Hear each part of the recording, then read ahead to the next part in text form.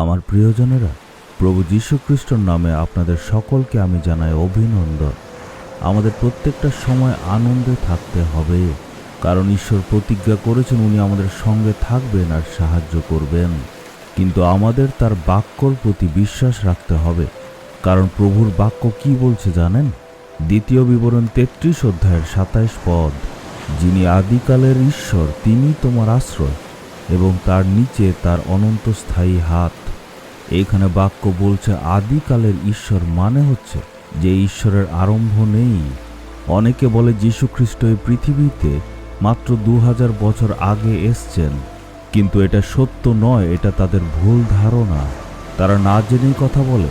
প্রভু যীশু খ্রিস্টই হচ্ছে পুরো বিশ্ব ব্রহ্মাণ্ডের সৃষ্টিকর্তা। উনি সৃষ্টি করেছেন, কিন্তু উনি যখন মানুষ হয়ে এসছিলেন সেই ঘটনাটা হয়েছিল 2000 বছর আগে।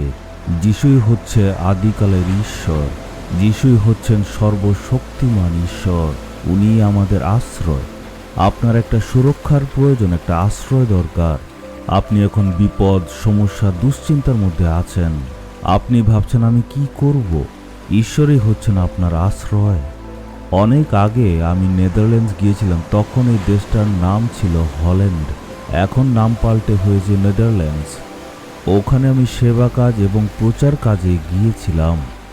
আর ওখানে গিয়ে একটা পরিবারের সাথে আমার পরিচয় হলো। তারা ছিল শ্রীলঙ্কা দেশের থেকে, রিফিউজি হয়ে এসছিল। যখন শ্রীলঙ্কা দেশে গৃহযুদ্ধ হচ্ছিল, তখন সেই যুদ্ধ থেকে বাঁচার জন্য তারা এই দেশে এসে আশ্রয় নিল। ওই সময় তারা পালানোর জন্য অনেক চেষ্টা করেছিল, জাহাজ দিয়ে, নৌকা দিয়ে, নানাভাবে চেষ্টা করেছিল, কিন্তু কোনোভাবে তারা এই দেশে আসলো। আর এই দেশের সরকার তাদেরকে খুশি খুশি গ্রহণ করে নিল আর সেই দেশের নাগরিকত্ব দিল। একটা নাগরিকের যত অধিকার, সুযোগ সুবিধা সব কিছু সরকার থেকে পেল। তাদের পড়াশোনা, তাদের চিকিৎসা, ওষুধ, রেশন সব কিছু সরকার দিল।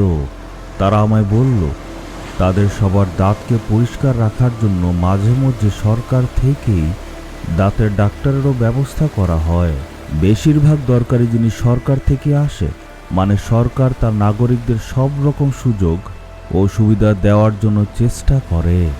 একটা সরকার, একটা দেশ তার শরণার্থীদের জন্য এত রকম সুযোগ সুবিধা দেয়, যারা নিজেদের দেশ ছেড়ে এখানে এসছে তাদের সব সুযোগ সুবিধা তারা এখানে দান করে।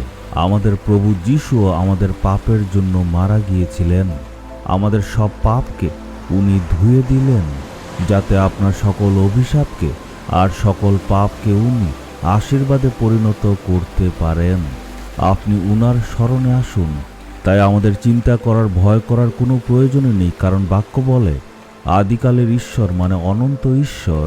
ঈশ্বর যদি আমাদের শরণ স্থান হয় তাহলে আমাদের কোনো অভাব থাকবে না।